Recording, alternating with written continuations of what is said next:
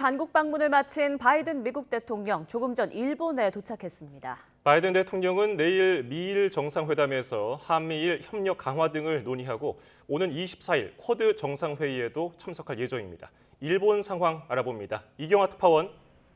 네, 도쿄입니다. 네, 바이든 대통령 취임 후에 첫 일본 방문인데요. 미일 정상회담에서도 역시 안보와 경제 협력이 주요 의제가 되겠죠.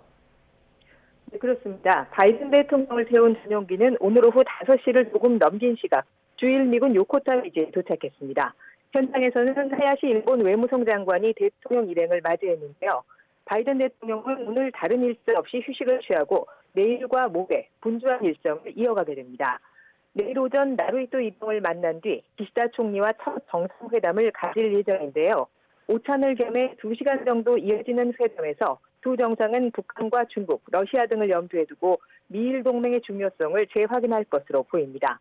기시다 총리는 이 자리에서 일본의 방위력을 획기적으로 강화하기 위한 방위비 증액 등을 미국에 설명한다고 일본 언론들은 전하고 있습니다.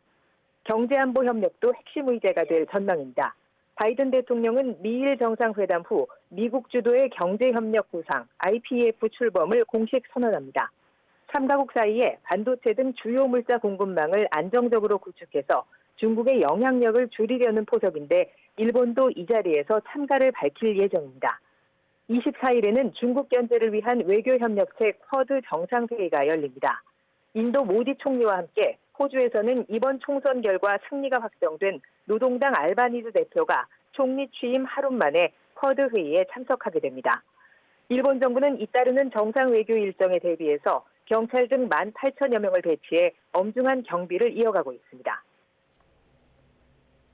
어제 한미 정상회담에서 바이든 대통령이 한미일 3국 협력의 중요성을 강조했는데요. 기시다 총리와는 어떤 얘기를 나누게 될까요? 네, 바이든 대통령은 한미 정상회담에 이어 기시다 총리와도 한일 관계에 대해 논의할 뜻을 밝혔습니다. 미국 외교의 최대 과제인 중국에 대한 대응, 그리고 북핵 문제에 있어서 한일 그리고 한미일 간의 협력이 불가결하기 때문입니다. 내일 미일 정상회담 그리고 저녁에 두 사람이 따로 만나는 만찬에서도 한일 관계가 자연스럽게 다뤄질 수 있습니다.